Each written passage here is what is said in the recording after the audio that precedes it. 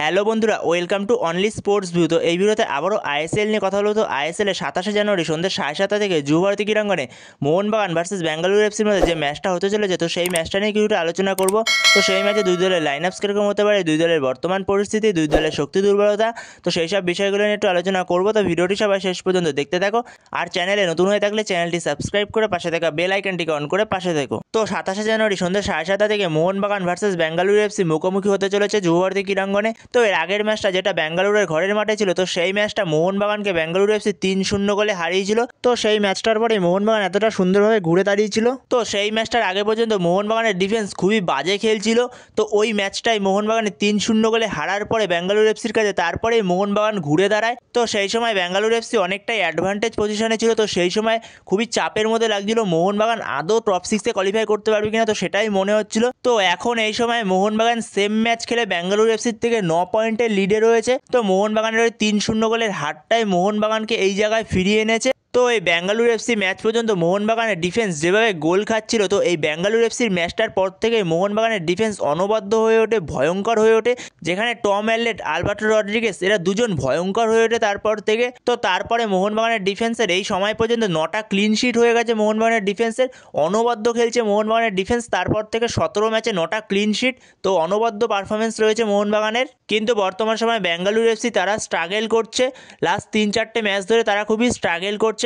প্রথমে জামশেদপুর এফসির সঙ্গে হার, তারপরে মোহামেডান এফসির সঙ্গে হার, এরপরে হায়দ্রাবাদ এফসির সঙ্গে ড্র করেছে, তারপরে উড়িষ্যা এফসির সঙ্গে 3-2 গোলে হার। তো সেখানে বেঙ্গালুরু এফসি দেখাই যাচ্ছে কতটা স্ট্রাগল করছে বর্তমান সময় 3-4টে ম্যাচ ধরে। তো সেখানে বেঙ্গালুরু এফসির ফর্মটা খারাপ যাচ্ছে এই সময়। তো সেখানে মোহনবাগানের সঙ্গে এই বেঙ্গালুরু এফসির ম্যাচটা সবথেকে গুরুত্বপূর্ণ ম্যাচ লিগ শিল্ডের জন্য। এই ম্যাচটা যদি মোহনবাগান জিততে পারে তাহলে মোহনবাগান লিগ শিল্ডের দৌড়ে অনেকটাই এগিয়ে যেতে পারবে, এবং তার সাথে সাথে বেঙ্গালুরু এফসি বলতে গেলে লিগ শিল্ডের দৌড় থেকেই ছিটকে যাবে। তো আর মনে হয় না বেঙ্গালুরু এফসি লিগ শিল্ডের দৌড়ে থাকতে পারবে। এছাড়াও এই ম্যাচটার দিকে এফসি গোয়া এবং জামশেদপুর এফসি এরাও তাকিয়ে থাকবে, কারণ এই ম্যাচটা যদি বেঙ্গালুরু এফসি জেতে তাহলে তাদের পক্ষে খুবই ভালো। তো সেখানে মোহনবাগান তো এত সহজে ছেড়ে দেবে না। মোহনবাগানের ঘরের মাঠে ম্যাচ, তারপরে মোহনবাগান রিভেঞ্জটা নেওয়ার জন্য তৈরি। যেই 3-0 গোলে হারিয়েছিল বেঙ্গালুরু এফসি ঘরের মাঠে, তো সেই রিভেঞ্জটা নেওয়ার জন্য তৈরি মোহনবাগান। এছাড়াও এই ম্যাচে দুই দলে দুটো গুরুত্বপূর্ণ প্লেয়ার থাকবে না। একদিকে যেমন বেঙ্গালুরু এফসির ডিফেন্সে জোভানোভিচ থাকবে না, অন্যদিকে মোহনবাগানের ডিফেন্সে আশিস রায় থাকবে না, রাইট ব্যাক আশিস রায়। তার যেহেতু 4টে ইয়েলো কার্ড হয়ে গেছে, তো সেই কারণে সে একটা ম্যাচ সাসপেন্ড থাকবে।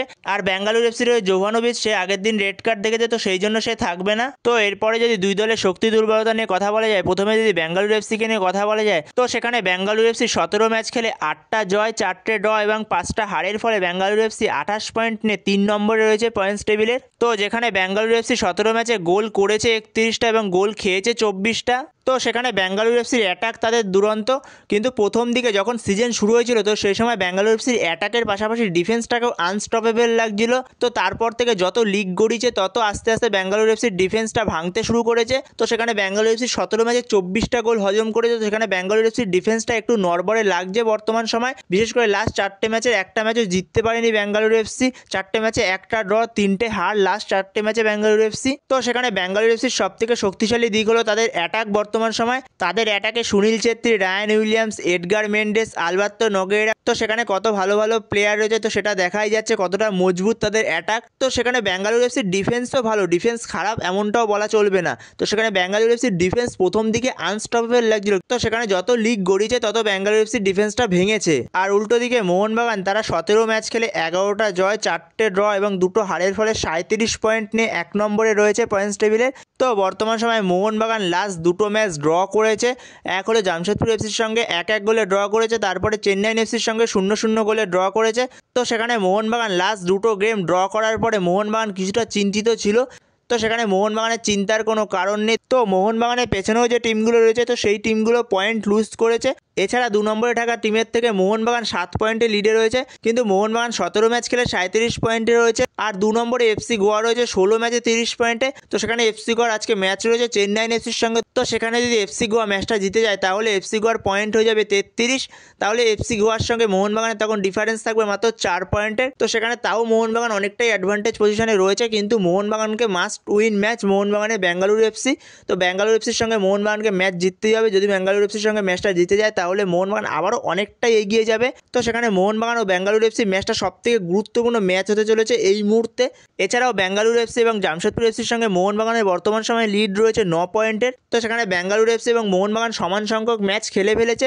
তো সেখানে মোহনবাগান 9 পয়েন্টের লিডেই রয়েছে বেঙ্গালুরু এফসির থেকে, যেহেতু দুজনেই সমান সংখ্যক ম্যাচ খেলে ফেলেছে। এছাড়া জামশেদপুর এফসি তারা একটা ম্যাচ কম খেলেছে। জামশেদপুর এফসি খেলেছে 16 ম্যাচ, 16 ম্যাচে তাদের পয়েন্ট হলো 28। তো সেখানে জামশেদপুর এফসি যদি পরের ম্যাচটা জিততে পারে তাহলে জামশেদপুর এফসি চলে যাবে 31 পয়েন্টে। তো সেখানে যদি মোহনবাগান যদি বেঙ্গালুরু এফসির সঙ্গে ম্যাচটা জিততে পারে তাহলে ধরে রাখো বেঙ্গালুরু এফসি তারা লিগ শিল্ডের দৌড় থেকে ছিটকে যাবে। তো সেখানে মোহনবাগানের ডিফেন্স সেটা তো অনবদ্য। মোহনবাগানের ডিফেন্সে এই ম্যাচে একটা চেঞ্জ হবে।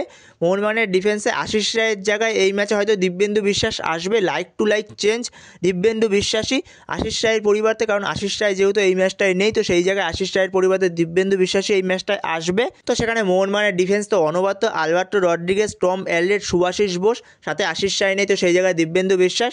তো ডিফেন্স লাইন তো সেরা মোহনবাগানের। এছাড়া মোহনবাগানের অ্যাটাকেও দুরন্ত প্লেয়ার রয়েছে। যেখানে মোহনবাগানের অ্যাটাকে আগের দিন মলিনা অনেক চেঞ্জ করেছিল, যেখানে মোহনবাগানের হয়ে ফার্স্ট ইলেভেনে মলিনা, লিস্টন, মানবীর এবং জেমি কাউকেই রাখেনি, অন্যরকম একটা প্লেইং ইলেভেন নিয়ে নেমেছিল। যেহেতু দুদিনের গ্যাপে দুটো ম্যাচ ছিল, তো সেই কারণে কিছু পরিবর্তন করেছিল তো সেই ম্যাচটায়। তো সেখানে মোহনবাগানের অ্যাটাকও দুরন্ত শক্তিশালী, কিন্তু মোহনবাগানের অ্যাটাকের প্লেয়ারদের গোল করতে হবে। জেমি ম্যাকলারেনকে বল সাপ্লাই দিতে পারছে না কেউ ঠিক করে। মোহনবাগানের জেমি ম্যাকলারেনকে বল সাপ্লাই দিতে হবে, তাহলেই সে গোল করতে পারবে। তো সেখানে মোহনবাগান যদি বর্তমান সময় এই ম্যাচটা জিতে যায় তাহলে মোহনবাগানের পয়েন্ট হয়ে যাবে 40। তো এরপরে যদি দুই দলের লাইন আপস নিয়ে কথা বলা যায়, তো প্রথমে যদি বেঙ্গালুরু এফসি লাইন আপস নিয়ে কথা বলা যায়, তো বেঙ্গালুরু এফসি মোহনবাগানের বিরুদ্ধে 4-3-3 ফরমেশনে যেতে পারে, যেখানে গোলে স্টার্ট করবে অবভিয়াসলি গুরপ্রীত সিং সান্ধু।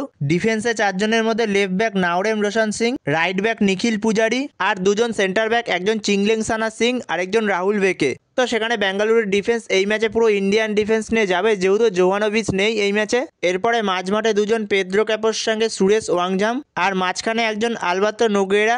সে মেনলি অ্যাটাকিং মিডফিল্ডের রোলটা প্লে করবে। তো সেখানে অ্যাটাকিং মিডফিল্ডে সেই জায়গাটায় আলবার্তো নোগুয়েরা খেলবে। আর লেফট উইং থেকে সুনীল ছেত্রী, রাইট উইং থেকে রায়ান উইলিয়ামস, আর ওপরে একজন স্ট্রাইকার এডগার মেন্ডেস। তো এরকমই হতে পারে বেঙ্গালুরু এফসির প্লেইং ইলেভেন মোহনবাগানের বিরুদ্ধে। তো এরপরে যদি মোহনবাগানের প্লেইং ইলেভেন নিয়ে কথা বলা যায়, তো মোহনবাগানের কোচ জোসে মরিনা সে বেঙ্গালুরু এফসির বিরুদ্ধে 4-2-3-1 ফরমেশনে যেতে পারে, তার পুরনো ফরমেশন। তো যেই ফরমেশনে গ্রেগ স্টুয়ার্ট আর জেমি ম্যাকলারেন প্রথম দিকে এফেক্টিভ হচ্ছিল, তো সেই ফরমেশনটাতেই যেতে পারে মলিনা। তো সেখানে সেই ফরমেশনে যদি যায়, তো সেখানে goalkeeper obviously Vishal Kaith start করবে। আর 4 জন ডিফেন্সের মধ্যে left back Subhasish Bose, right back সেখানে দিব্যেন্দু বিশ্বাস, যেহেতু আশিস রায় এই ম্যাচে নেই, তো সেখানে দিব্যেন্দু বিশ্বাস রাইট ব্যাক। আর 2 জন সেন্টার ব্যাক হলো একজন আলবার্তো রড্রিগেজ আর একজন টম এলরেড। আর মাঝমাঠে দীপক তাংড়ির সঙ্গে আপুয়া। তো দীপক তাংড়ি তো সে অনবদ্য পারফরমেন্স করছে, মলিনার আন্ডারে দুরন্ত খেলছে দীপক তাংড়ি। পুরো দীপক তাংড়ির খেলাটাই চেঞ্জ হয়ে গেছে বলা যেতে পারে। সে এতদিন নিচের দিকে শুধু বল পাস দিত, কিন্তু এই সময় দীপক তাংড়ি মলিনার আন্ডারে সে ওপর দিকে বল পাস করছে। তো সেখানে ভালো ভালো বল পাস দিচ্ছে, ভালো ভালো থ্রু বল দিচ্ছে। তো সেখানে দীপক তাংড়ি আলাদাই খেলছে মাঝমাঠে এই সময়। আর দুদিকের উইং থেকে লেফট উইং থেকে লিস্টান ক্লাসো, রাইট উইং থেকে মানবীর সিং। আর কোনো রকম নতুন পরিকল্পনা করার দরকার নেই, এই পরিকল্পনাতেই ফিরে আসুক আবারও লিস্টান ক্লাসো, মানবীর সিং। তো তাদেরই আবার ফিরিয়ে আনুক এই ম্যাচে, যেহেতু আগের ম্যাচে কোনো রকম গোল পায়নি। তো সেখানে লিস্টান মানবীরকে খুবই দরকার উইংয়ে, যেহেতু আগের ম্যাচে নতুন একটা পরিকল্পনাতে গেছিলো, কিন্তু রেস্ট দেওয়ার দরকার ছিল, তো রেস্ট অনেকদিন হয়ে গেছে। তো এই ম্যাচে যেন আবারও ফিরিয়ে আনে লিস্টন এবং মানবীরকে।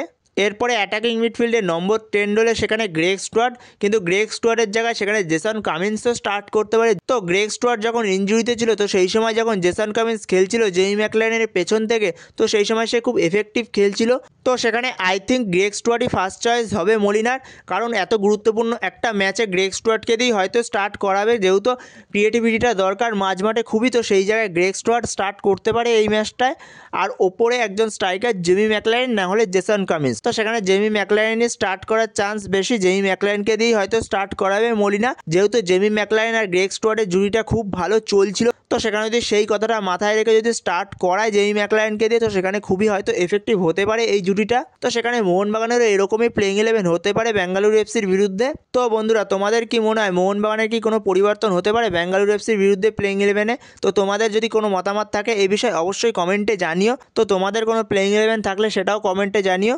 তো এই ভিডিওতে এই পর্যন্ত। তো এই ভিডিওতে এই আপডেটটা নিয়ে আলোচনা করার ছিল। তো ভিডিওটি ভালো লাগলে অবশ্যই লাইক, শেয়ার, সাবস্ক্রাইব করতে ভুলো না। তো নেক্সট ভিডিওতে দেখা হচ্ছে, ততক্ষণের জন্য বাই বাই।